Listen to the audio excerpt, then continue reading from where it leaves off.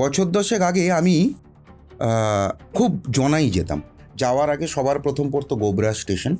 গোবরা স্টেশনটাকে টপকে, rail line টপকে তারপর আমরা জনাই যেতাম। 2005-06 থেকেই আমি জনাইতে এইভাবে যাচ্ছি, কিন্তু 2015 সালে আমার হঠাৎ মনে হলো একদিন রাত্রিরে যে আমি যে ঘরটায় ঘুমোচ্ছি সেই ঘরের কোণে, এরম বাঁদিকের কোণে কেউ একজন আছে। দ্বিতীয়, তৃতীয়, চতুর্থ, পঞ্চম এইভাবে 1 সপ্তাহ টানা ভয় পেলাম। প্রথম দিন যে ভয় পাওয়ায় যদি আমার 2বার ঘুম ভেঙে গিয়ে থাকে, তাহলে লাস্ট 7 দিনের মাথায় গিয়ে আমি হয়তো 2বার ঘুমোতে পেরেছি।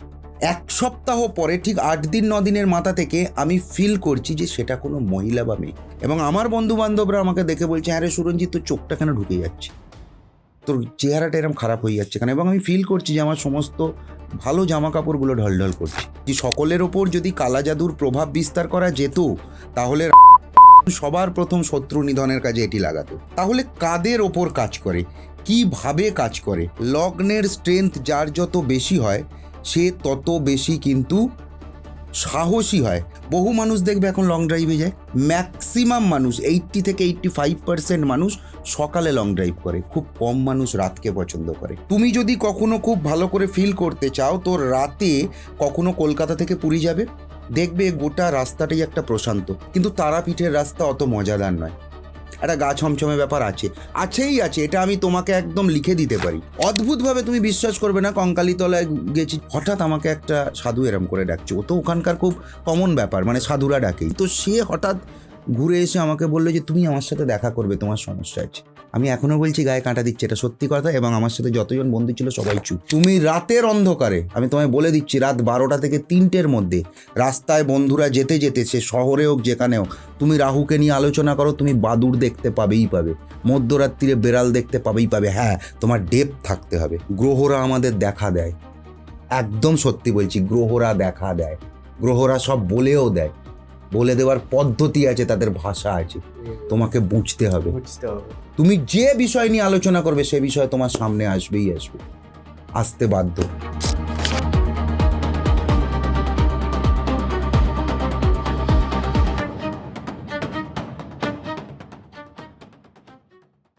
গোসাই ঠাকুরের আড্ডায় আপনাদের আরো একবার স্বাগত। আপনারা জানেন প্রত্যেক সপ্তাহে গোসাই ঠাকুর নতুন নতুন অতিথির সাথে নতুন নতুন বিষয় নিয়ে আসে আপনাদের সামনে। আজকে আমরা যাকে পেয়েছি গোসাই ঠাকুরের আড্ডায় প্রথমবার, তিনি অ্যাস্ট্রোলজার সুরঞ্জিত ঘোষ। দাদা, ওয়েলকাম টু গোসাই ঠাকুরের আড্ডা। তোমার কাছে প্রথম যে প্রশ্নটা আমি করব সেটা হচ্ছে, চারিদিকে এখন ব্ল্যাক ম্যাজিক, কালা জাদু, তন্ত্র এগুলো ছড়াছড়ি, মানে যে পারছে যার ওপর ব্ল্যাক ম্যাজিক করে দিচ্ছে।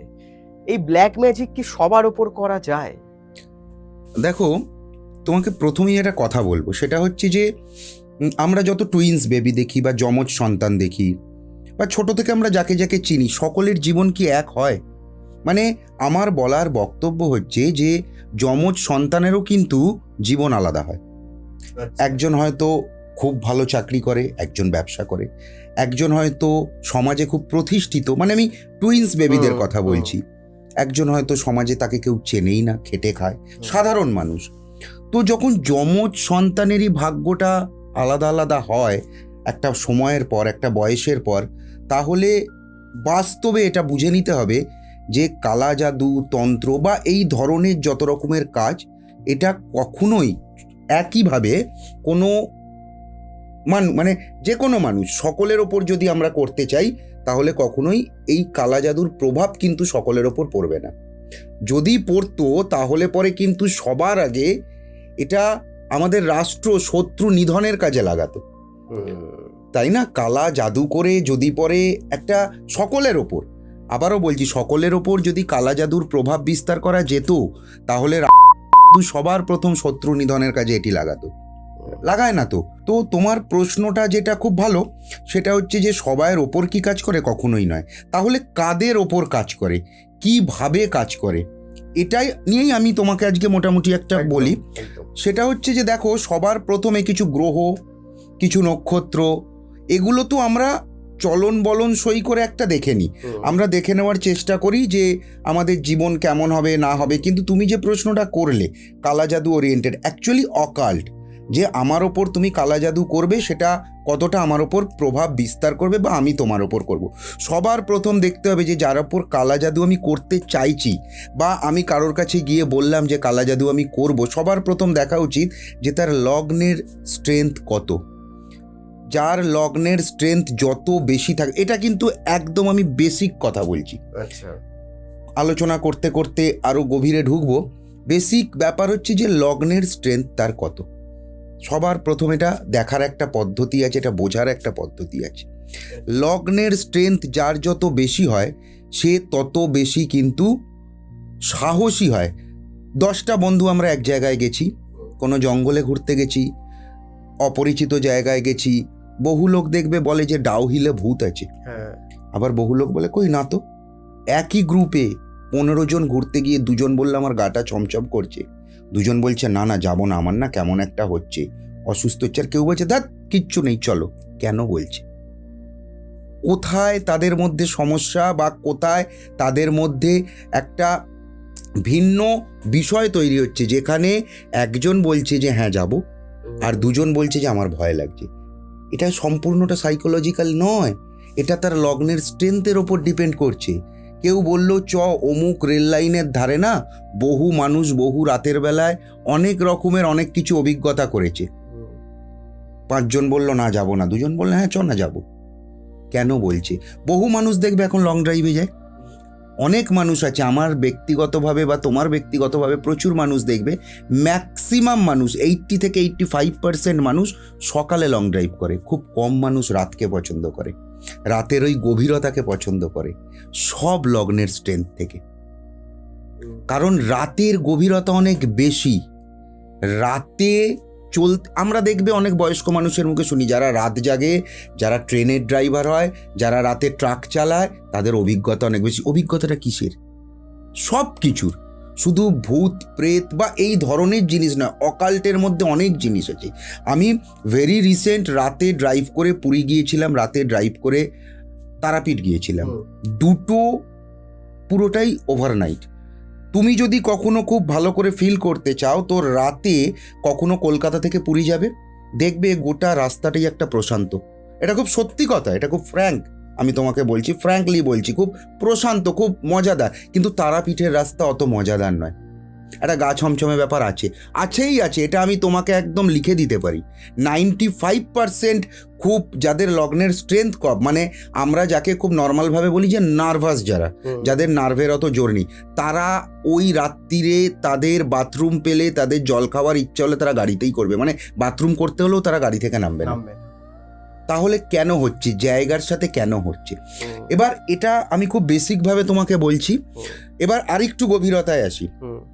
আচ্ছা, দেখবে প্রচুর মানুষ বলে যে অমুক জায়গায় গিয়ে আমি এই তন্ত্রের কাজটা করে এসেছি, বা এই কালা জাদুটা অমুক জায়গায় করব।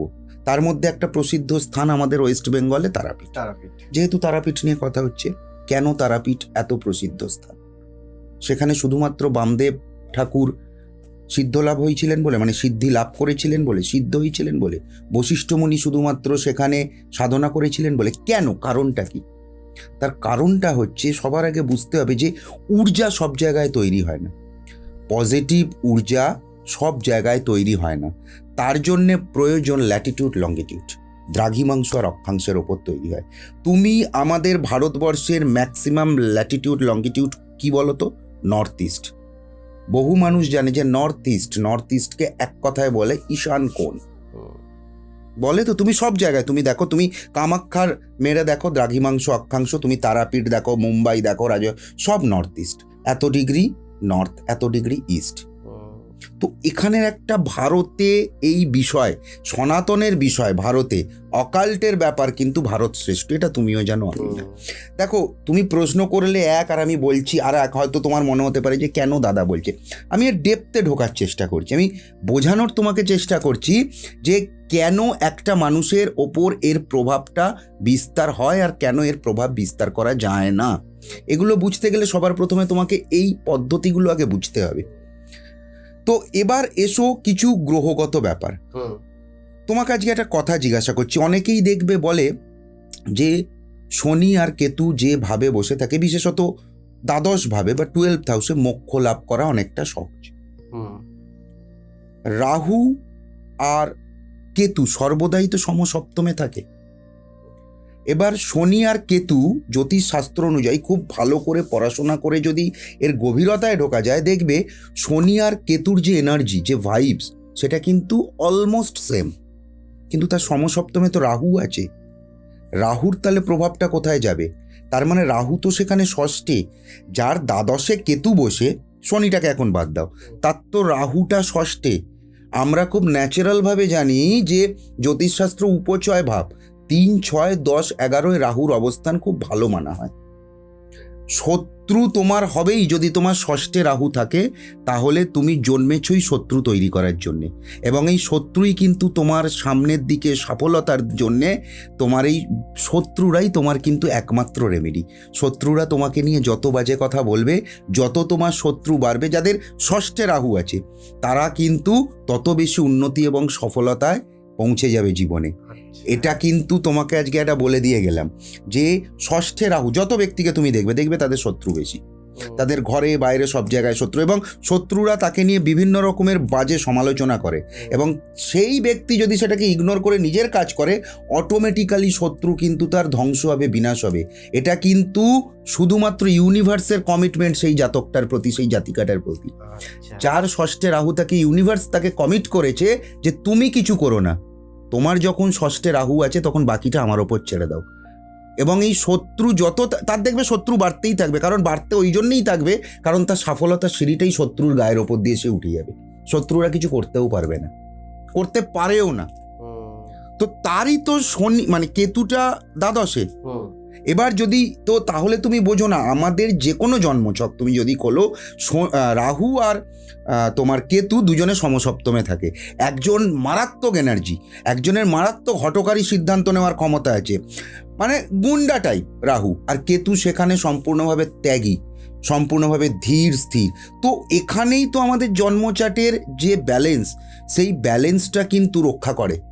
কারণ যদি এরা দুজন দুটো জায়গায় না থাকতো না, যদি উল্টো পাল্টা থাকতো, তাহলে তো এটা বেড়ে যেত, ওটা কমে যেত। এটা এক ধরনের ব্যালেন্স। রাহু আর কেতুর অ্যাক্সেস কিন্তু বোঝা খুব টাফ। রাহু কেতুর যে অ্যাক্সেস আমাদের চার্টে, সেই চার্টে কিন্তু বোঝাটা খুব টাফ। শুধুমাত্র এখানে মানে ওখানে মানে সেখানে মানে হয় না ওরমভাবে। হ্যাঁ, আমি তোমাকে আরও একটা কথা বলি, যাদের যাদের দেখবে থার্ড হাউসে রাহু, দেখো সম্পূর্ণটাই আমি এখনও বলছি, আমি বেসিক কথাবার্তা বলছি। যাদের থার্ডে রাহু, কেন বেসিক কথাবার্তা? তৃতীয় রাহু অনেকের আছে, এক একজনের এক এক রকমের বিষয় দেখা যায়, এক একজনের এক এক রকমের ক্যারেক্টার আমরা দেখতে পাই। কিন্তু আমি যেটা বলছি ওটা বেসিক। কেন জানো? কারণ তৃতীয় রাহু সবসময় ওরকম হয় না। কারণ কালপুরুষ চক্রের কোন রাশিটা তৃতীয় থার্ড হাউস পড়েছে, এটা ভীষণভাবে ইম্পর্টেন্ট। রাহু বায়ুতত্ত্বের গ্রহ, সে যদি বৃশ্চিকে পড়ে সে তো জলতত্ত্বে পড়বে, থার্ড হাউস হতে পারে। কালপুরুষ চক্রের যে রাশি মেষ থেকে মীন, শুধুমাত্র ব্লাইন্ড চার্ট যারা প্রেডিকশন করতে জানে তারাই জানে, কোনো গ্রহ ছাড়া শুধু তোমার ব্লাইন্ড চার্ট দেখে বলে দেওয়া যায়। মানে আমি তোমাকে বলে দিতে পারবো যে তোমার মেষটা যদি 4th হাউসে পড়ে, তাহলে তোমার কি কি জীবনে সমস্যা আসবে আর কি কি আসবে না। তোমার 10th হাউস যদি মেষ রাশিতে পড়ে, তাহলে তোমার কর্মজীবনে কি হবে। আমার কোনো গ্রহ দরকার নেই, বা মেষের অধিপতি মঙ্গলকেও দরকার নেই, দরকার পড়ে না। এটা এটা এটা এটা এটা ডেপথ অনেক বেশি, এটা আমি তোমাকে পরে বলছি। তো প্রথম যেটা বলছিলাম যে যার থার্ড হাউসে রাহু, সেই মানুষ কি হবে না হবে সে তো কোন রাশিতে পড়েছে আগে দেখতে হবে, তারপর সেই রাশির অধিপতি, তারপর তার নক্ষত্র কি, কত ডিগ্রি প্রাপ্ত হয়েছে রাহু, এগুলো অনেক পরের ব্যাপার। কিন্তু রাহু থার্ড হাউস, তুমি ম্যাক্সিমাম লোককে দেখবে যাদের রাহু থার্ড হাউসে, থার্ড হাউস থেকে আমরা কমিউনিকেশন দেখি, আমরা যোগাযোগ মাধ্যমকে দেখি। সেই মানুষ দেখবে সব থেকে বেশি ইলিউশনে ভোগে। সে ভাবে যে আমার সাথে খুব বড় ডাক্তারের সম্পর্ক আছে, ভাই সত্যি তার সাথে একটা বড় ডাক্তারের ভালোই সম্পর্ক আছে, কিন্তু প্রয়োজনে সে তাকে ফোন করলে আর ফোনটা ধরে না। বড় ব্যাংকের কর্মকর্তার আছে, সে লোন নিতে যাবে, সে বলবে আচ্ছা আচ্ছা আমি দেখছি, তুমি অমুক অমুক অমুক পদ্ধতিতে আমার কাছে এসো। তার মধ্যে সবসময় ওই যোগাযোগ, একটা কমিউনিকেশানে না, সে ভাববে যে আমার সাথে অনেক মানুষের যোগাযোগ আছে, খুব ভালো যোগাযোগ স্থাপন করেছি, তারা হয়তো আমার বিপদে আপদে আসবে না। থার্ড হাউস এটা হবেই, এটা কমন ফ্যাক্টর। কোন রাশি ওগুলো আরও পরে, ওগুলো আরও ইন ডিটেল প্রেডিকশনের আরো ইন ডিটেল, কিন্তু থার্ড হাউস রাহু এটা হবেই হবে। আরও একটা জিনিস হবে, গ্যারেন্টি একেবারে, এটা বেসিক। আরও একটা কথা বলি, থার্ড হাউস রাহু যার আছে তার মধ্যে একটা জিনিস দেখবে, সে যত মানুষেরই ভালো কাজ করুক না কেন, সেই মানুষটা তার থেকে উপকৃত হয়ে তার নাম আর কোথাও রেকমেন্ড করবে না। ওকে। এবং থার্ড হাউসে যার রাহু বসে আছে সেই লোক যখন কথা বলবে, উল্টো দিকের লোক মোহিত হয়ে শুনবে। যেই মুহূর্তে সে বেরিয়ে যাবে 3-4 মিনিটের মধ্যে তার ওই ঘোরটা কেটে যাবে, কারণ রাহু ইলিউশন তৈরি করে দিয়ে যাচ্ছে। ধরো আমার থার্ড হাউসে রাহু আছে, আমি তোমাকে কথা বলছি, তুমি খুব মন দিয়ে শুনবে, বাহ বাহ বাহ, তুমি আর তখন কিছু বলতে পারবে না। আমি বেরিয়ে চলে যাওয়ার পর 10 মিনিট পর তোমার ঘোর কেটে যাবে, যে কি বললো, তোমার তখন একটা ইলিউশন। এগুলো একদম বেসিক, এগুলো একদম বেসিক। দেখো আমি তোমাকে একটা কথা বলে দিই, খুব সহজভাবে বোঝো। আমি তুমি যে প্রশ্ন করেছো সেটাই আসবো, তার আগে আসলে আমি এগুলো একটু বলে নিতে চাইছি। যার মীন লগ্ন হয় তার নবম স্থানটা হয় বৃশ্চিকের ঘর, হয়তো তার নবম ঘর হয় কিন্তু বৃশ্চিকের ঘর। এবং তুমি অদ্ভুতভাবে দেখবে যে তাদের ভাগ্যস্থানে সমস্যা থাকে, কারণ কালপুরুষ চক্রের বৃশ্চিক রাশিটা হচ্ছে অষ্টম রাশি, যেখান থেকে আমরা আমাদের জীবনের রহস্যময় জায়গাকে দেখি। আচ্ছা, বৃশ্চিকটা কি, অষ্টম ঘরটাকে কি বলেছে? অষ্টম ঘরটাকে বলেছে লুকোনো প্রতিভার ঘর, তাই না? ওখানে কি কি জিনিস লুকোনো আছে, মানে যার, তার মানে মীন লগ্ন, তার কিন্তু নবম স্থানটা হচ্ছে বৃশ্চিকের ঘর, তার ভাগ্যস্থানটা বৃশ্চিক রাশিতে পড়েছে। কোন গ্রহ আছে আমি পরে দেখব, বা বৃশ্চিকের মঙ্গল কোথায় আছে পরে দেখব, কোন নক্ষত্রে আছে, কত ডিগ্রি প্রাপ্ত হয়েছে পরে দেখব, কিন্তু বৃশ্চিকে তার নবম স্থান পড়েছে। সবার প্রথম কি হবে জানো, তার যে লুকোনো প্রতিভা, সেই লুকোনো প্রতিভাকে সে যত বেশি লুকিয়ে রেখে নিজের জীবন গড়তে পারবে, তার ভাগ্যস্থান তত বেশি স্ট্রং হবে। খুব সহজ প্রেডিকশন আমি মানে প্রতিকার বলে দিলাম, কিন্তু সে যদি খুব ঢাক ঢোল পিটিয়ে কিছু করতে যায়, তার জীবনে ভাগ্যস্থানে কোনো বুনিয়াদ তৈরি হবে না, কোনো স্থায়িত্ব আসবে না, আসবেই না। কর্কট লগ্ন, পঞ্চম স্থান বৃশ্চিক, পঞ্চম ভাব বৃশ্চিক। দেখো তুমি কর্কট, সিংহ, কন্যা, তুলা, বৃশ্চিক, সেই সমস্ত মানুষকে দেখবে, খুব অদ্ভুত লাগবে তোমার শুনতে, তাদের প্রেমে সারা জীবন সমস্যা থাকে, প্রথম সন্তানেও সমস্যা থাকে। বৃশ্চিকের ঘর যদি হয়ে যায়, তাদের সন্তানের সাথে সমস্যা, মানে কিন্তু হওয়ার সমস্যা না, সন্তানের সাথে সারা জীবন তার একটা সমস্যা থাকবে। আচ্ছা। এবং প্রেমের ক্ষেত্রেও তার সমস্যা থাকবে, সে অনেক বেশি না সন্দেহ করবে প্রেমের ক্ষেত্রে। আচ্ছা। তার যে সঙ্গী বা সঙ্গিনী হবে তাকে অনেক বেশি, যেহেতু ওটা পঞ্চম ঘর। কুম্ভ লগ্ন যার, তার দশম ঘর বৃশ্চিকের ঘর, তার কিন্তু জীবন গড়া কর্মের জায়গায় প্রচণ্ড টাফ। একমাত্র যদি ওখানে শনি বা কেতু অবস্থান করে গেল, যদি শনির নক্ষত্রে করে গেল এবং শনির মহাদশা যদি পেয়ে গেল, তাহলে একটা জায়গা তার আছে। আচ্ছা। কারণ হচ্ছে শোনো, কারণ স্বক্ষেত্র, কুম্ভের ঘরটা তো শুধু শনির ঘর নয়, সেখানে রাহুরও কোরিং আছে, রাহুকেও দেখতে হবে। আবারও বলছি, ওখানে যেই কুম্ভের ঘরে রাহুকে স্বক্ষেত্রস্থ করা হয়েছে, ওখানে কিন্তু শনির এনার্জিটা যা, রাহুর এনার্জি সেম নয়। কোরটা, ওর যে একটা কোরিং আছে, একটা যে কোর, সেই কোরটা কিন্তু রাহুরও আছে, একটা কোড করা আছে ওকে। শুধু আমরা বলি মকর আর কুম্ভটা হচ্ছে শনির জায়গা, কিন্তু কুম্ভে পার্টিকুলারলি, এবং তুমি যদি কালার থেরাপিতে চলে যাও তাহলে দেখবে দুটো ঘরের রঙও আলাদা। মকরের যে রং, কুম্ভের রং কিন্তু দুটো নীল হলেও একটা রেজুলেশন হাই, একটা রেজুলেশন লো, ব্লুর ওপরেই। আমি তোমাকে বললাম নীলা পড়তে, তুমি নীলাটা কিনে এনে পড়তেই পারো, কিন্তু কাজ করলো না, তার দায়িত্ব আমার নয়। কেন নীলা পড়তে বলেছি? শনির জন্য, এটা সবাই জানে। শনিটা কত ডিগ্রিতে প্রাপ্ত হয়েছে, কোন রাশিতে আছে, কোন নক্ষত্রে আছে, কোন কোন ভাবকে সে কানেক্ট করেছে। শুধু তাই নয়, শনির কেন্দ্রে কে আছে, ত্রিকোণে কে আছে। শনিকে দেখতে গেলে সর্বপ্রথম আমরা শনির সাথে রাহুকেও দেখি, যেহেতু দুজনের এনার্জি কম। কুম্ভ লগ্নের ক্ষেত্রে কিন্তু বারবার বলছি, সব ক্ষেত্রে নয়। বিভিন্ন ক্ষেত্রে বিভিন্ন ব্যাপার আছে। তো এত কিছু বলার মূল বক্তব্য, এবার আমি আসল বক্তব্যে আসছি, তোমার প্রশ্নের বক্তব্যে, যে কালা জাদু কি সবার ওপর হয়? হয় না। কেন হয় না? প্রথম তো লগ্নের স্ট্রেংথটা বাদ দাও। যে কালা জাদু করছে সবার প্রথম প্রশ্ন হচ্ছে সে কতটা ভালো জানে, তার পঞ্চম ঘর, নবম ঘর এবং দ্বাদশ ঘর কতটা স্ট্রং, সঙ্গে তার লগ্ন। আমরা তো জানি যে আধ্যাত্মিকতা করতে গেলে এটা লাগে, প্রথম ট্রায়ানে এসো তুমি, 1, 5 নয়, লগ্ন, পঞ্চম, নবম। আচ্ছা। এবং আধ্যাত্মিকতার জন্য তো এটা লাগেই, পঞ্চম ঘরকে লাগে, নবমকে লাগে, দ্বাদশকে লাগে, সাথে লাগে কি অষ্টম ঘর, যেখানে অকাল্টটা লুকিয়ে আছে।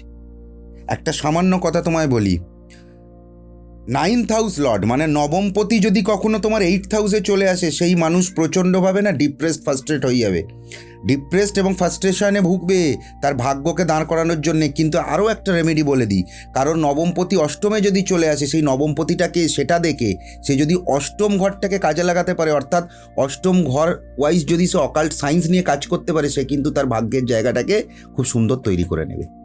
অর্থাৎ 9th হাউস লর্ড যদি অষ্টমে থাকে, মানে নবমপতি অষ্টমে থাকলে তার অকাল্ট নিয়ে পড়াশোনা করার মতো ভালো আর কোনো প্রতিকারই নেই। কোন গ্রহ আছে সেই গ্রহের ওপরে নির্ভর করবে সে কি বেসিসে পড়বে। ধরা যাক চন্দ্র, তাহলে সে শিব নিয়ে কাজ করুক, একদম তুমি মিলিয়ে নেবে। শুক্র, সে দশমহাবিদ্যা নিয়ে কাজ করুক। বৃহস্পতি, যত লাইট দেবীরা আছে, যত খুব সহজ সরল দেবীরা আছে, লক্ষ্মী দেবী, সরস্বতী দেবী, তাদের তান্ত্রিক কোনো ফর্ম তাদের নয়, যেগুলো খুব বৈদিক, খুব তন্ত্র ছাড়া যেগুলো হয়, করুক, কাজে দেবে। তো এটা হচ্ছে অ্যাকচুয়াল ব্যাপার, যে এই ভাবগুলো সবার আগে তাকে কিন্তু খুব জোরদার হতে হবে, যে কাজটা করবে। এবার যার কাজটা করবে, সব থেকে বড় কথা হচ্ছে যার কাজটা করবে, মানে ধরো তুমি আমার উপরে একটা কালা জাদু করবে, আমার যদি এই ঘরগুলো খুব স্ট্রং হয়, তুমি কি করে জানছো যে নয়? আমার যদি সেই সাধক বা সেই ব্যক্তি যে করছে তার থেকে আমি যদি হাই হই, তুমি তো ফলস খাবে। একটা নর্মালভাবে আমি জানি, এটা অনেকেই জানে, যে পুষ্যা নক্ষত্রে এই সমস্ত কাজকর্ম ভালো হয়। শনির নক্ষত্র পুষ্যা, যার কাজ করছে সেই ব্যক্তি যদি পুষ্যা নক্ষত্রে জন্মায়, শনির মহাদশায় যদি জন্মায়, মানে শনির মহাদশা মানে পুষ্যা নক্ষত্র মানেই শনির মহাদশা। আমার বলার বক্তব্য, যদি তার সেই সময় 7.5 চলে, 7.5 কিন্তু সবাইয়ের খারাপ নয়। তার যদি দুম করে কোথাও একটা দেখা গেল লগ্নটা শনির লগ্ন চলে গেল, কি করবে? সেই সাধক তো 100 বার চেষ্টা করেও তার উপরে কালা জাদু বা ব্ল্যাক ম্যাজিক করতে পারবে না, সম্ভবই নয়। 5টা নক্ষত্রের নাম আজকে আমি তোমায় বলে দিচ্ছি, শোনো। পূর্ব ফাল্গুনী নক্ষত্র শুক্রের নক্ষত্র, রোহিণী নক্ষত্র চন্দ্রের নক্ষত্র, চিত্রা মঙ্গলের নক্ষত্র, সাথী রাহুর নক্ষত্র এবং অনুরাধা শনির নক্ষত্র। এই 5টি নক্ষত্রে যারা জন্মায় তাদের মধ্যে দেখবে একটা ঈর্ষা থাকে। তারা না সবসময়, তুমি এটা লক্ষ্য করে দেখবে, কোনো মানুষকে পেলে সে দেখবে সবসময় ভাববে যে ঠিক আছে ও করছে, করুক, দেখি না কত দূর যায়। প্রকাশ কেউ কেউ করে, কেউ কেউ করে না, সেটা সম্পূর্ণ তার ব্যক্তিগত চার্টের ওপর। কিন্তু এই নক্ষত্রের লোকেরা এটা করে, তারা একটু নিজেকে দেখায় আমি খুব সংযমী, কিন্তু সংযমী নয়। বিশেষত সাথী নক্ষত্রে জন্মানো মানুষ নিজের প্রচেষ্টা প্রচুর থাকে, কিন্তু সে জীবনে প্রতিষ্ঠা পায় না যতক্ষণ না তাকে হাত ধরে কেউ সেই জায়গায় নিয়ে যায়। ধরো তুমি প্রচুর পড়তে জানো তুমি, কিন্তু পড়ে তুমি কিচ্ছু করতে পারবে না যতক্ষণ না তোমাকে কেউ রাস্তাটা দেখিয়ে দেবে, এই তুই পড়বি শুভঙ্কর, এনে আমি তোকে একটা বই দিলাম, তখনই তুমি পড়াটা শুরু করবে। তুমি হয়তো ফাটিয়ে পড়লে, তার থেকে বেশি তুমি জ্ঞান, এটাই হবে। এবার এই যে ঈর্ষা থাকে এদের মধ্যে, সংযমটা কম থাকে, দেখায় সংযম কম থাকে। তুমি এদেরকে সবসময় দেখবে, এই যে 5টা নক্ষত্রের নাম বললাম, এই নক্ষত্রে জন্মকারী ব্যক্তিদের দেখবে হাওয়া বাতাস, যেটা পাতি বাংলায় আমাদের গ্রাম বাংলার হাওয়া বাতাস বেশি লাগে, এদের ওপর তন্ত্রের কাজ করবে, লেগে যাবে। এটা একদম প্রমাণিত, পরীক্ষিত, হবেই তাদের ওপর কাজ। খুব সুন্দর জামা কাপড় পরে তারা আসছে, তাদেরকে দেখে একটু নজর দাও, তাদের শরীর খারাপ করে যাবে, মিলিয়ে নেবে, নজর লেগে যাবে। তাদের জন্য এমনিই কিছু করতে হবে না, অল্প করবে তাদের হয়ে যাবে। এর মধ্যে যদি এই যে নক্ষত্র বললাম, এই নক্ষত্রপতি তাদের তুমি এরকম মানুষকে চিনবে, দেখবে যদি চিনে থাকো, যে যাদের এই নক্ষত্রে জন্ম, যে বারবার তারা অসুস্থ হয় নজর লাগার জন্যে, বা বারবার তাদের ওপরে কালা জাদু করা হয়েছে, তারা প্রমাণ পেয়েছে। তুমি দেখবে এই নক্ষত্রে জন্মেছে এবং এই নক্ষত্রের অধিপতিরা 6, 8, 12তেই অবস্থান করছে। মিলিয়ে নেবে, 6, 8, 12তে তা করতেই হবে, কারণ তার অষ্টম ঘরটা, তার অকাল্টের জায়গাটা খুব কমজোরি, ওইখানে বসে গেছে কম ডিগ্রি প্রাপ্ত হয়ে। ওই যে অধিপতিটা, মানে এই নক্ষত্রের যে অধিপতি, যে গ্রহগুলোর নাম বললাম, এরা দেখবে এমন এমন সমস্ত নক্ষত্রে আছে যেখানে ও কিন্তু ওর নিজের কাজ করতে পারছে না। আজকে শনি বৃহস্পতির নক্ষত্রে ঠিক আছে, শুক্র বৃহস্পতির নক্ষত্রে কি হবে? অ্যান্টি তো, বৈদিক শাস্ত্র বলছে এরা মিত্র গ্রহ নয়, কাজ করবে না। আর এবার আরও 5টা নক্ষত্রের তোমাকে নাম বলি, ইন্টারেস্টিং 5টা নক্ষত্র। সেই 5টা নক্ষত্র হচ্ছে, প্রথমে এসো ধনিষ্ঠা, ধনিষ্ঠা মঙ্গলের নক্ষত্র। তারপরে তুমি চলে এসো শতভিষা, রাহুর নক্ষত্র। তারপর পূর্ব ভাদ্রপদ, উত্তর ভাদ্রপদ, বৃহস্পতি, শনি। তারপর রেবতী। এই নক্ষত্রে যারা যারা জন্মেছে তাদের প্রবল দেখবে এনার্জি, তাদের এনার্জিটাই অনেক বেশি। যে এনার্জি, যে শক্তি ভেতরের, তাকে তুমি কিছু করতে যাও, কিচ্ছু হবে না। আর এই ধরনের মানুষ, এই 5টা নক্ষত্রের মানুষের মধ্যে দেখবে মারাত্মকভাবে না অজানাকে জানার একটা ব্যাপার থাকে। এরাই রাতে বেশি ড্রাইভিং করে বেরোবে, যে চল বেরিয়ে পড়ি, কারণ ধনিষ্ঠা হেভি পাওয়ারফুল নক্ষত্র, অ্যাডভেঞ্চার। ইয়ে তো মঙ্গল, তো মঙ্গল, তো মঙ্গলকে কি বলে, কি বলে জানো? General army. মানে আর্মির যে জেনারেল, যে আর্মিদের যে অফিসার হয় সেটা বলে। তার কাজটা কি? সে তো প্রচণ্ড ক্ষিপ্র, প্রচণ্ড শক্তি, সে তো প্রচণ্ডভাবে শত্রু নাশ করতে চায়, কিন্তু শত্রুকে নাশ করতে চায়। সে কখনোই সাধারণ মানুষকে কিন্তু সমস্যায় ফেলে না, জেনারেল আর্মি অফিসারদের মতো হয়। তার ওই রকম স্টাউট ফিগার, এটা বলা হয় মঙ্গলকে। খুব পাওয়ারফুল, হ্যাঁ, খুবই এনার্জেটিক। তুই মেষ লগ্নের লোকেদের দেখবে ভীষণ এনার্জেটিক, যদি না পরে তার মঙ্গল ডাউন হয়ে যায়, ভীষণ এনার্জেটিক তারা। তুমি কোনো মেষ লগ্নের, তারা ভীষণভাবে এনার্জেটিক, তাদের চোখ মুখ দিয়ে একটা যেন আভা বেরোচ্ছে।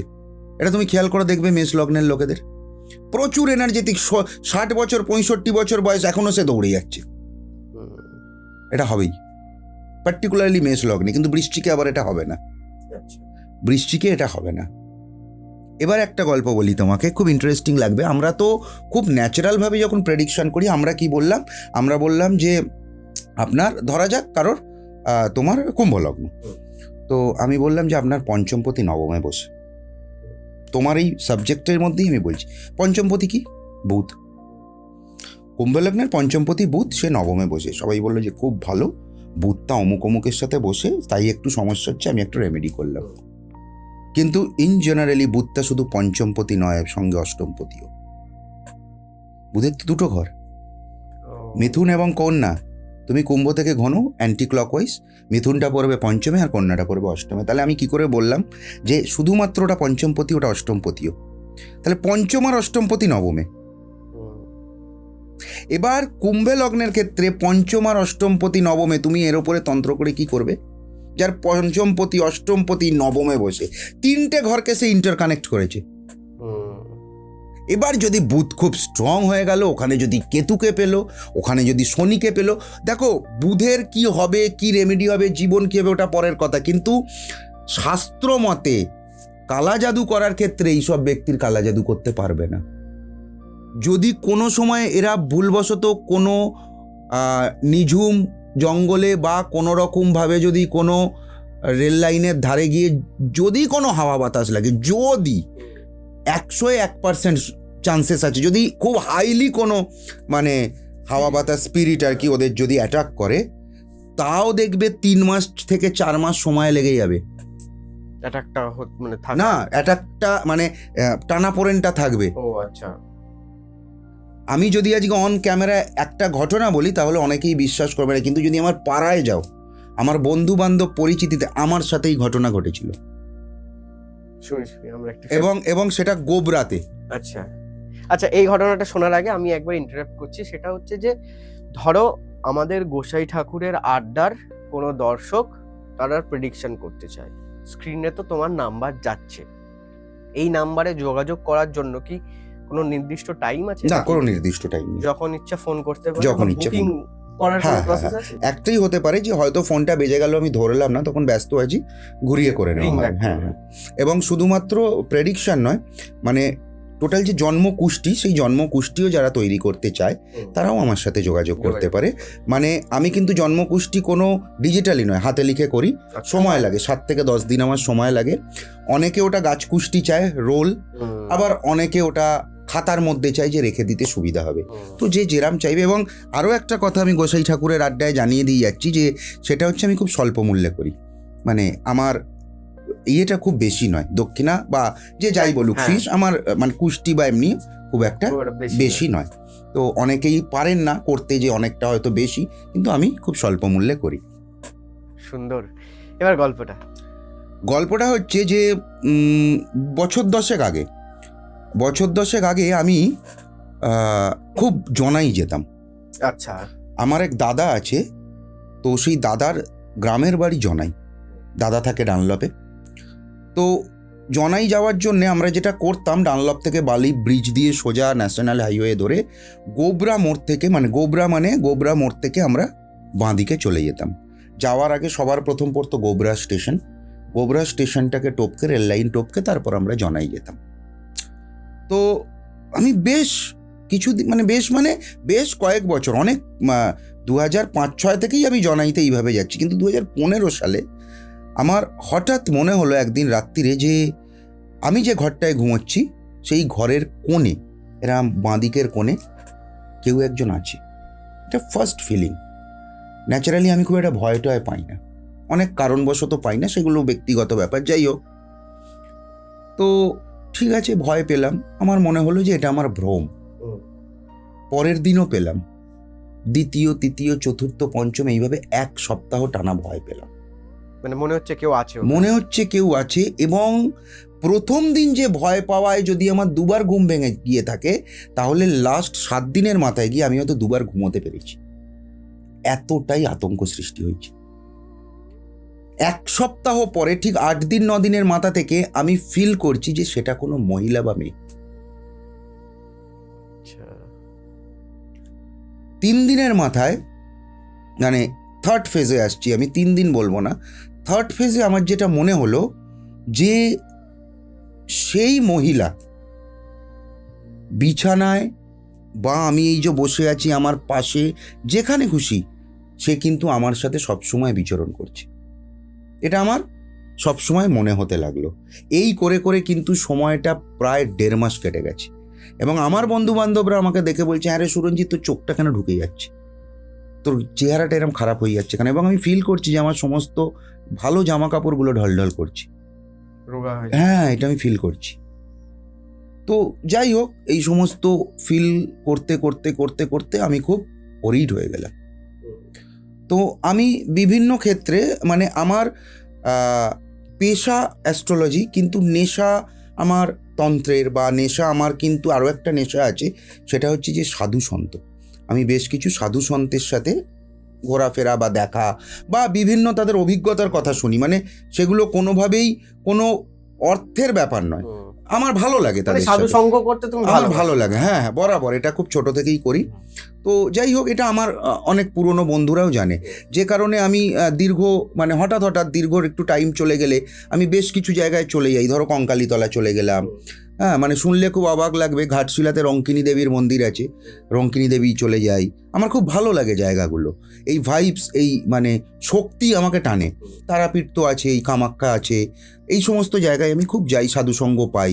হরিদ্বার আছে, হরিদ্বারের সব থেকে ভালো হচ্ছে সহস্রধারা, হ্যাঁ, ওই অঞ্চলে কিন্তু বেশ ভালো হয়। হ্যাঁ, আমি একেবারেই মিথ্যে কথা বলবো না, আমি কিন্তু বেনারস খুব একটা যাইনি, বা সত্যি বলতে আমি কোন ছোটবেলায় গেছিলাম আমার কিছু মনে নেই।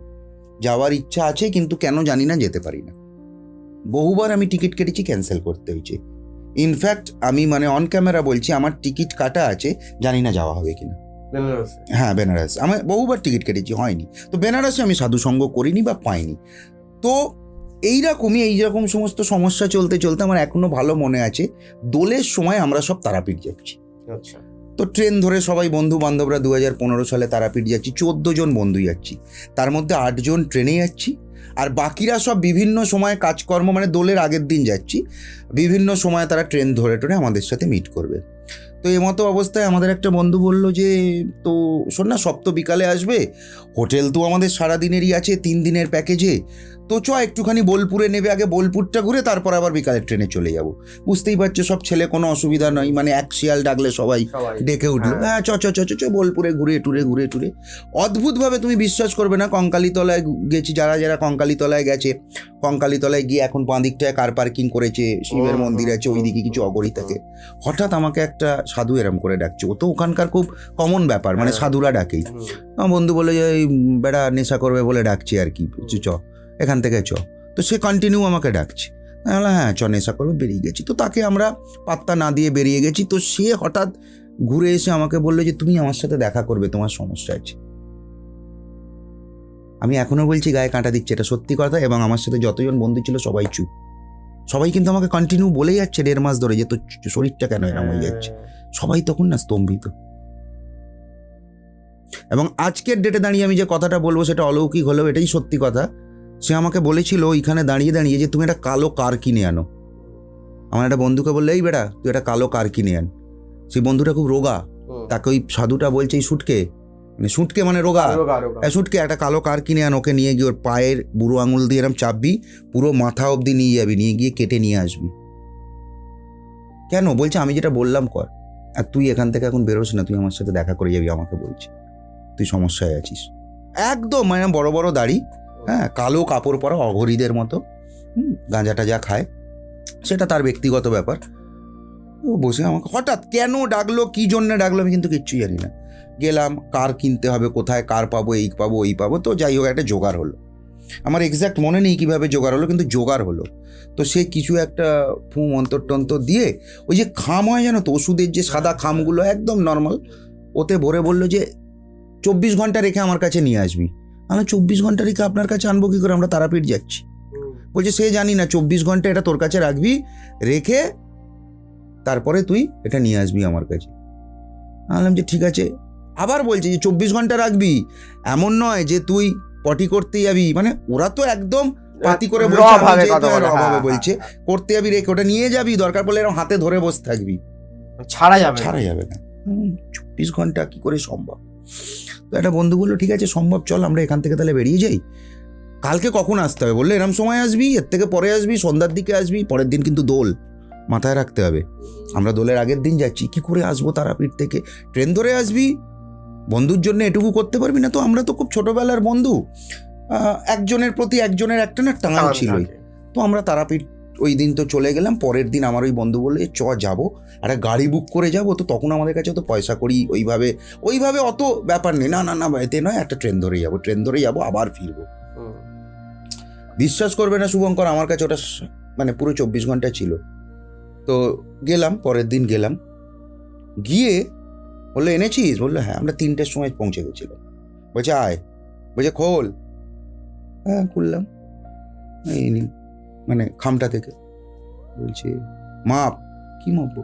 বলছে তোরা 2 জন গেছিলি তো কালকে কিনতে? তো আমরা বললাম না 4-5 জন গেছিলাম। বললো কি করে মেপে এনেছিলি? তোরাই তো মেপে এনেছিলি। না হ্যাঁ। কিরাম মেপেছিলি? যখন আগের দিন এনেছি ও শুধু মাপার পদ্ধতি বলেছিল, তারপর আমি মেপে এনেছি নাকি জিজ্ঞাসা করেনি।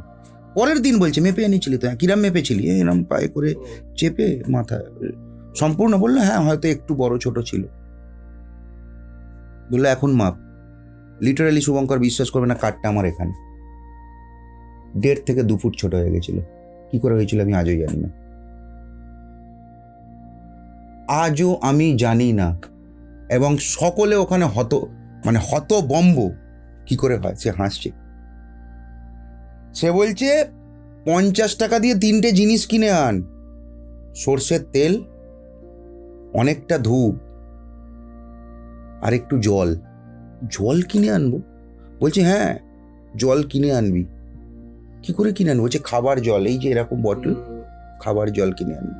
বললো আর একটা জিনিস আমি তোকে দিয়ে দেবো। এরকম পুড়িয়া করে আমাকে দিয়েছিল, কি জিনিস আমি জানি না, মাটির সাথে সামহাও আরও কিছু ছিল, অসম্ভব বিচ্ছিরি গন্ধ, মানে আজকে বলবো না ওটার অসম্ভব, মানে এত পচা গন্ধ যে কি বলবো। ওটা দিয়েছিল উনি একটা এ থেকে, বলেছিল এই জলটা তুই খেয়ে নিবি এখন, তেলটা তুই যত জায়গা আছে নাক কান নাভি সব জায়গায় লাগাবি, আর ধূপটা দুবেলা করে জ্বালাবি, আর এই জলটা খেয়ে নিবি এখন। আচ্ছা। আর এই যে জিনিসটা দিলাম, এটা বাড়িতে যেদিন যাবি সেদিন অবশ্যই বাড়িতে ঢোকার আগে যদি 2 ঘন্টা বসে থাকতে হয় তো গঙ্গার জল নিয়ে যাবি, জোয়ারের জল, গঙ্গার জোয়ারের জল নিয়ে যাবি। দেখো এইটুকু কথা বলতে আমার একটা কথা মনে হলো, এই যে জোয়ারের জল কেন? চন্দ্রের প্রভাবের জন্য। চন্দ্রের প্রভাব তো জলের ওপর থাকে, একটা কারেন্ট তৈরি হয়। কিন্তু আমরা সাধারণত যারা জ্যোতিষশাস্ত্র নিয়ে আলোচনা করি বা যারা কম বেশি জ্যোতিষশাস্ত্রকে ভালো, তারা কিন্তু চন্দ্রকে নিয়ে ভাবে না যে চন্দ্র জীবনে কত এফেক্ট তৈরি করতে পারে, মাথায় কত, কারণ আমাদের বডিতে কত % জল, 70-75, ব্রেনে 90-95, পুরো চন্দ্রের প্রভাব। চন্দ্রের ট্রানজিটও কম, 1.25 দিন।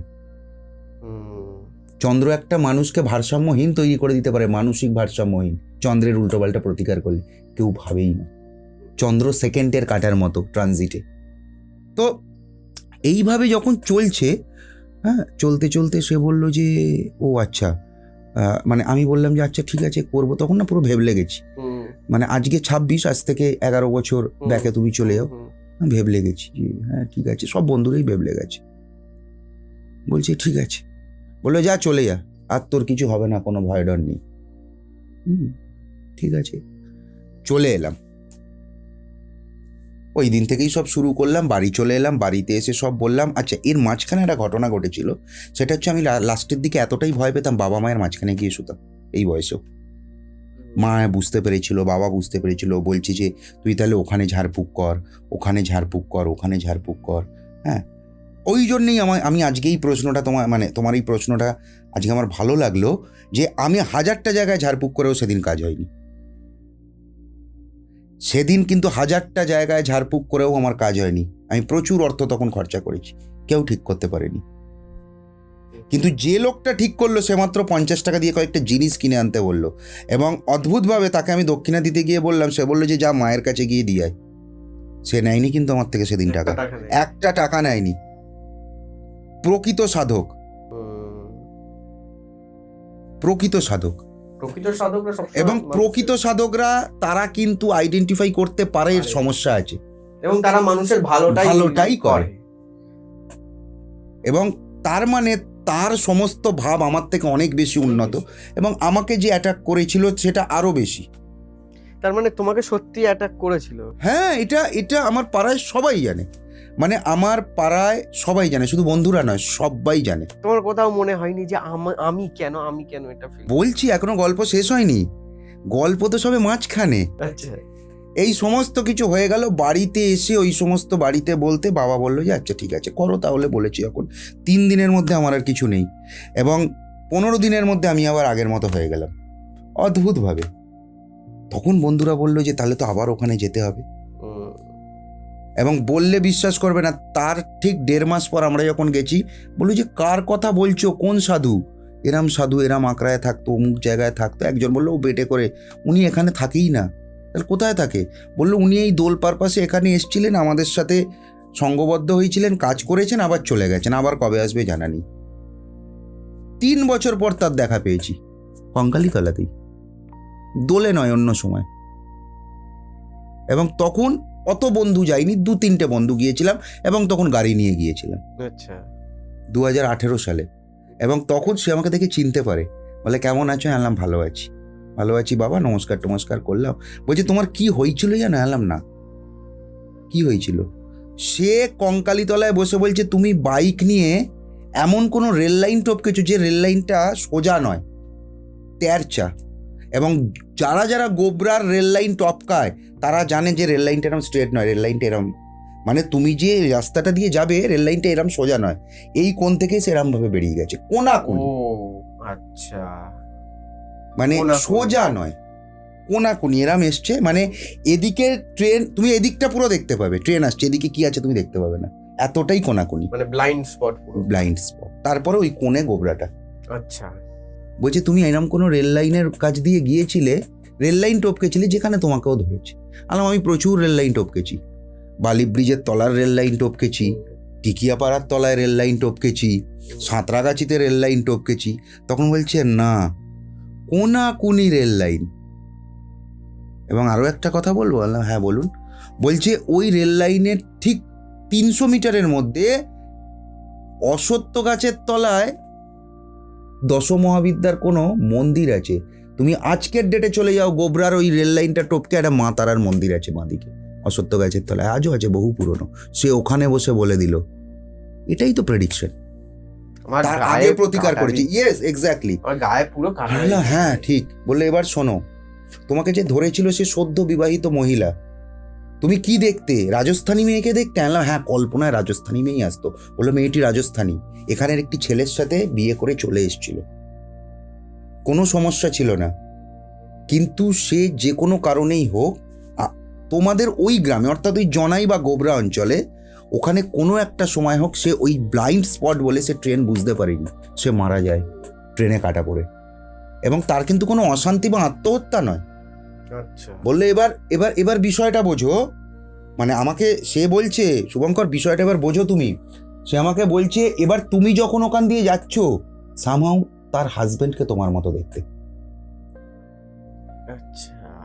বলছে এবং আমার মনে হয় তুমি সেদিন কোনো পারফিউম ইউজ করেছিলে, সুগন্ধি, যেটা তার হাজবেন্ড ব্যবহার করতো, কোনোভাবে গন্ধটা ম্যাচ করে গেছে। সে ভেবেছে তুমি, তাই তোমার সাথে সে এসছে।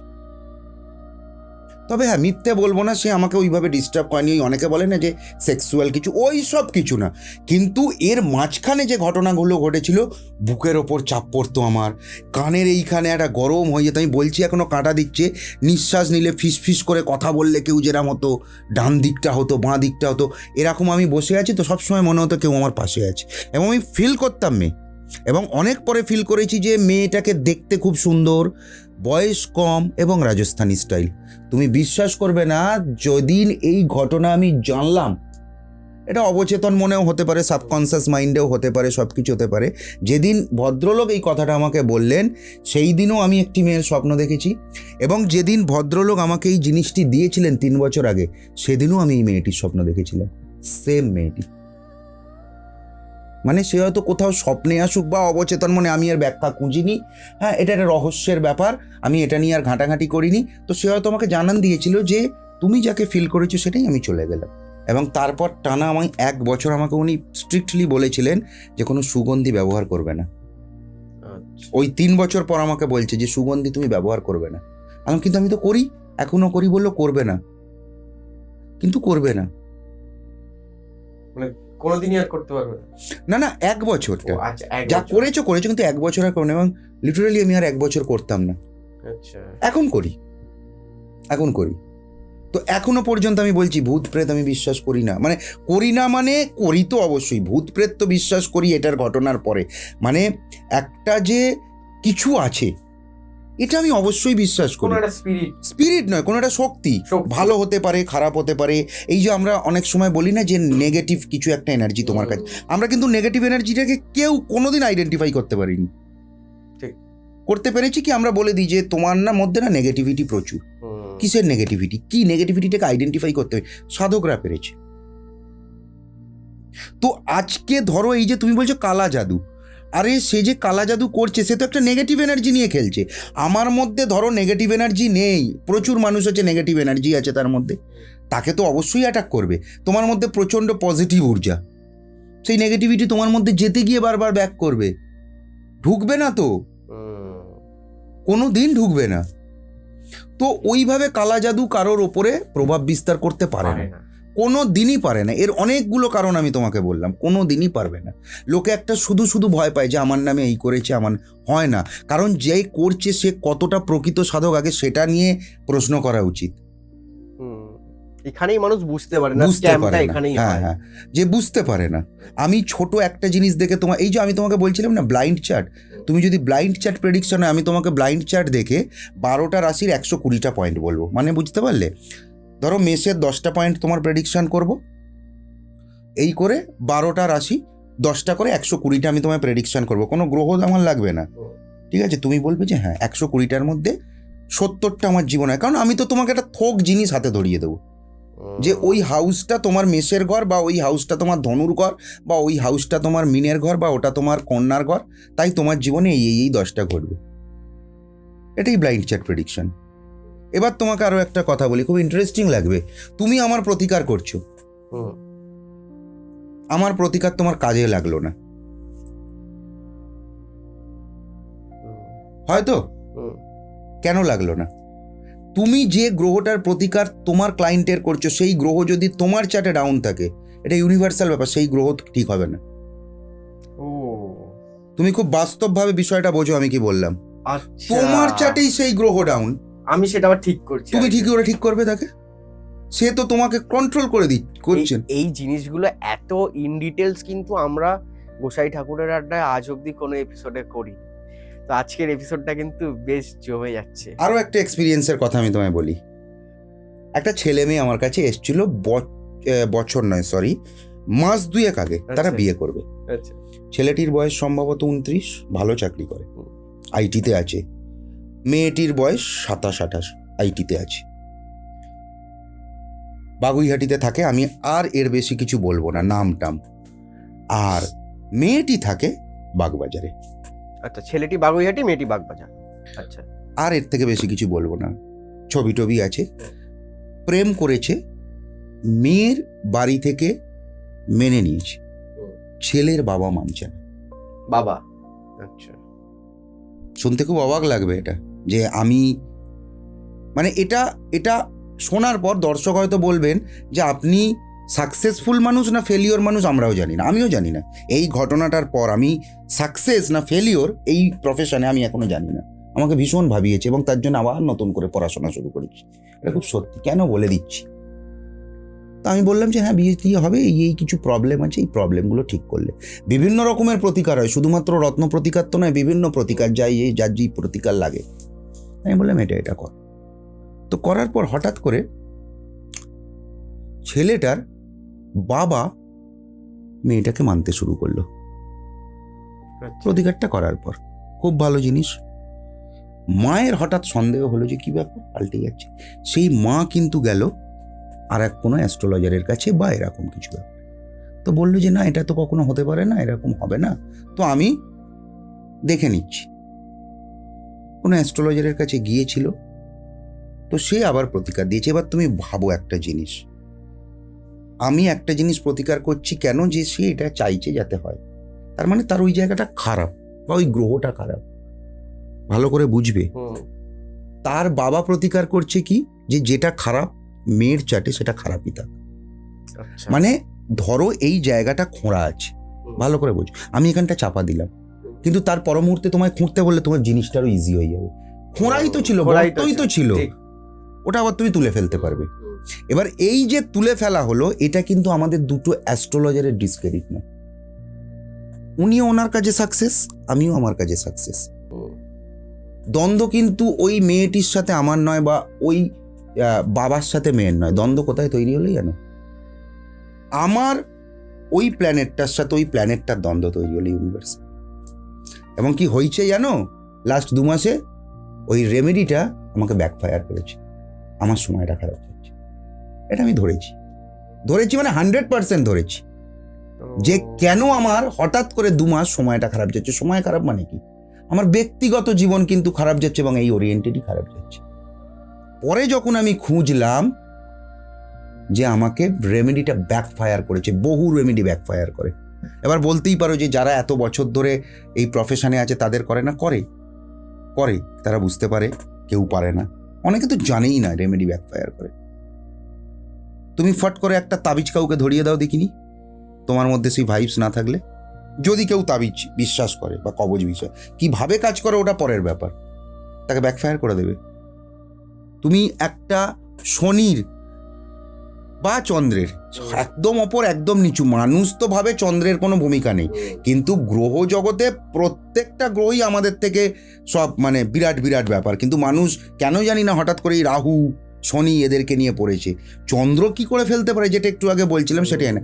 তো রেমেডি ব্যাকফায়ার করে, অ্যাস্ট্রোলজারকে করে। আমি তোমাকে ভুল রেমেডি দিলাম, তুমি আমার ওপরে এসে কখন চেঁচাবে পরের কথা।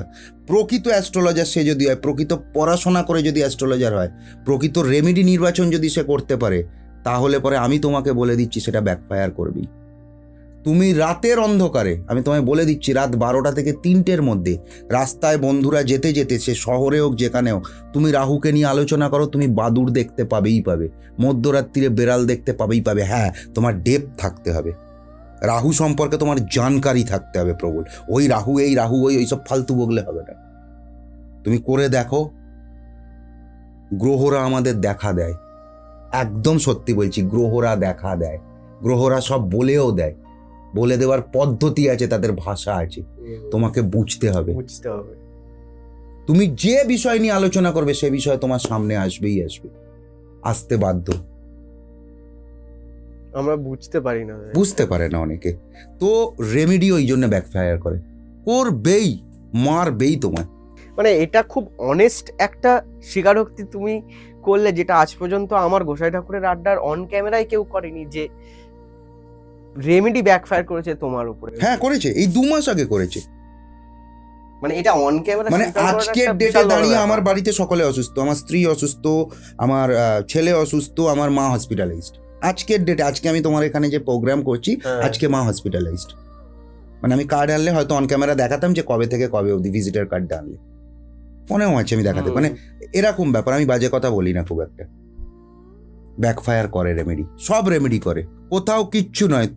তোমাকে একটা সামান্য কথা বলি, বহু মানুষ দেখবে বলবে আমি না এই বাড়িটা কিনে ফেঁসে গেছি, কেন বাড়িটার মধ্যে কিছু একটা আছে, কেন সে ওই বাড়িটায় গেছে, কেন তুমি যাওনি, তার চার্টে ওটা কমিটেড তাই গেছে। কেন কবরস্থানের পাশেই একজন বাড়ি কিনেছে, কেন শ্মশানের পাশেই একজন বাড়ি কিনেছে, কেন একটা মানুষ বারংবার তারাপীঠে গিয়ে শ্মশানকে ভালোবাসে, তাকে তার চার্ট টানে, কমিটেড তার চার্ট, তাকে বোঝানোর চেষ্টা করে ওই গ্রহটা যে তুমি এখান থেকে তোমার জীবন করো, সেভাবে যে না আমি করব না। একটা মানুষ গঙ্গার ধারে বসে আনন্দ পায়, তার প্ল্যানেট বারবার তাকে ওদিকে নিয়ে যায়, সে বলে আমার খুব ভালো লাগে। প্রত্যেকটা জিনিস, আজকে আমি তোমার সাথে বসে আছি, এই সময় বসে আছি, আমার গ্রহ আমার চেয়েছে তাই বসে আছি, তোমার গ্রহ আমার গ্রহ ম্যাচ করেছে তাই বসে আছি, নালে হতো না, হতে পারে না। হঠাৎ করে রাত্রিরে একটা মেয়ে বেরিয়ে চলে গেল বাড়ি থেকে, যদি ঠিকঠাক অ্যাস্ট্রোলজিটা জানে কেউ, সে দেখে বলে দেবে সে পালিয়ে কোথায় গেছে। নদীর ধারে গেছে, গঙ্গার ধারে গেছে, কোনো বাগানে গিয়ে বসে আছে, কোনো মন্দিরের পাশে গেছে, না কোনো বাড়িতে গেছে, কোথায় গেছে সেটা দেখে বলা যায় চাটে, যে এই মুহূর্তে সে কোথায় চলে গেল। হঠাৎ রাগ করে বেরিয়ে গেল ছেলেটা, মেয়েটা কোথায় গেল? নাকি সে শুধুমাত্র পার্কে বসে আছে, ফোন নিয়ে যায়নি, চার্ট দেখে বলে দিল।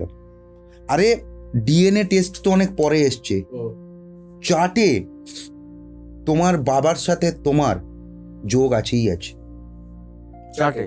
পদ্ধতি আমি বলবো না, ক্যামেরা শেষ হয়ে যাক, আমি তোমাকে দেখিয়ে দিয়ে চলে যাব যে তুমি যে এই বংশের ছেলে কি করে বুঝবে, বা তোমার গুরুর সাথে তোমার মিল আছে কোথায়।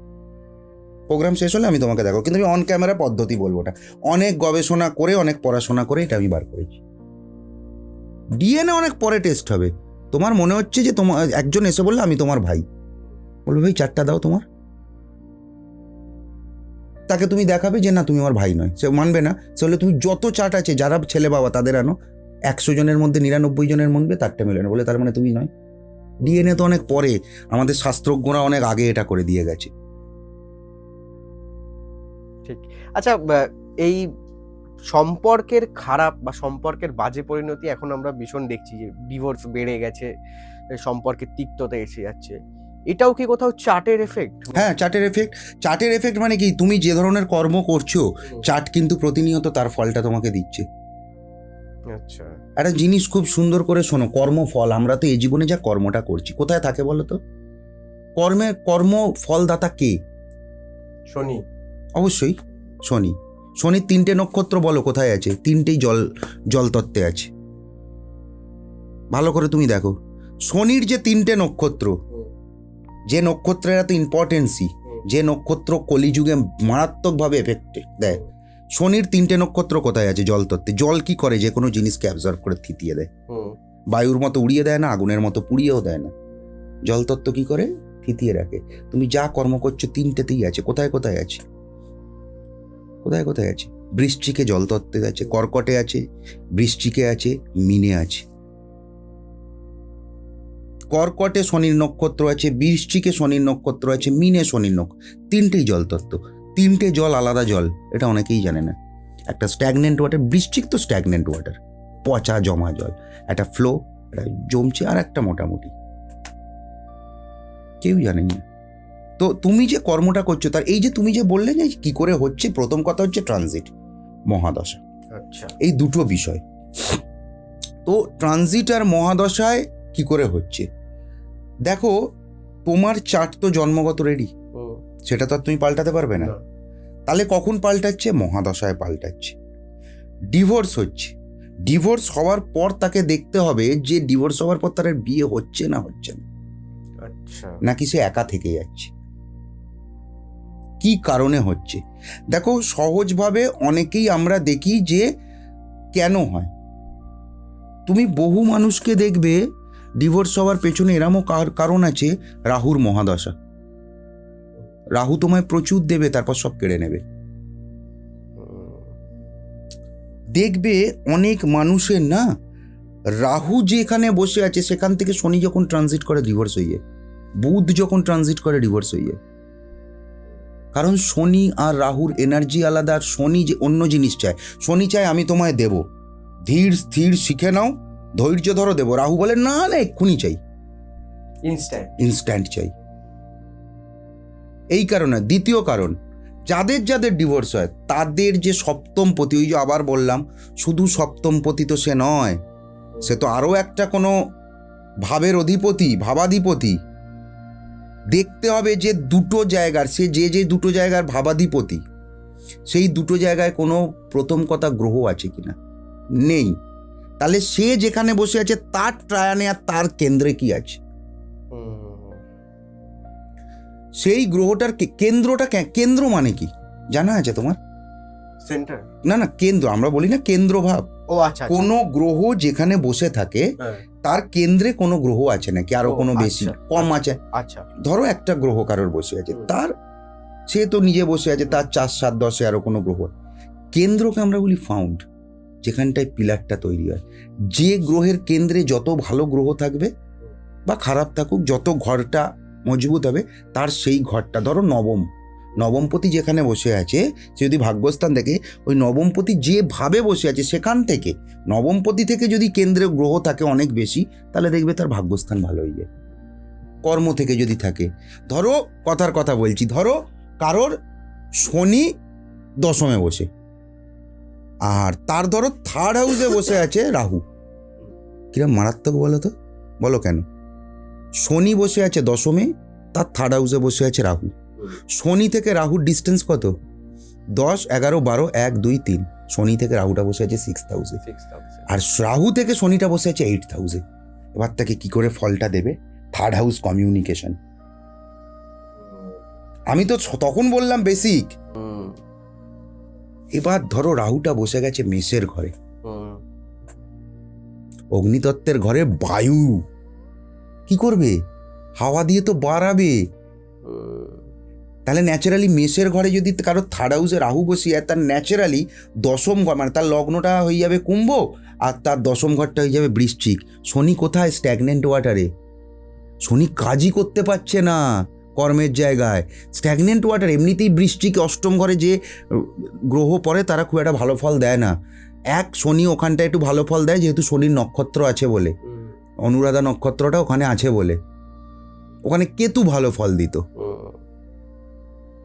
আজকে গোসাই ঠাকুরের আড্ডার এই এপিসোডটা বেশ জমজমাট একটা এপিসোড হলো, কারণ এতটা ইন ডিটেলস অ্যাস্ট্রোলজি নিয়ে আমরা এখনো অবধি কোনো এপিসোড করিনি। আর সেক্ষেত্রে দাঁড়িয়ে আজকে আমি প্রচণ্ড এনজয় করেছি, একদম সিরিয়াসলি বলছি। অনেক কিছু শিখলাম, অনেক কিছু জানলাম। আজকের মতন এই এপিসোডটা এখানেই শেষ করছি। আপনাদের সাথে দেখা হবে আগামী সপ্তাহে নতুন কোনো অতিথির সাথে, নতুন কোনো বিষয় নিয়ে। আর দাদার নাম্বার তো স্ক্রিনে যাচ্ছে, যদি আপনারা দাদা যেটা বললো যে কোন জন্ম কুষ্টি বা গাছ কুষ্টি যদি বানাতে চান স্বল্প মূল্যে, তাহলে যোগাযোগ করতে পারেন। স্ক্রিনে তো নাম্বার যাচ্ছে এবং ডেসক্রিপশন বক্সে নাম্বার থাকছে। এছাড়া আজকের এপিসোডটা কেমন লাগলো জানাতে কিন্তু ভুলবেন না। যদি আজকের এপিসোড নিয়ে আপনাদের কোনো প্রশ্ন থাকে, গোটা এপিসোড জুড়ে অনেক কিছু বিষয় নিয়ে কথা হয়েছে, তাহলে সেই প্রশ্ন কমেন্টে করবেন, আমরা পৌঁছে দেবো দাদার কাছে।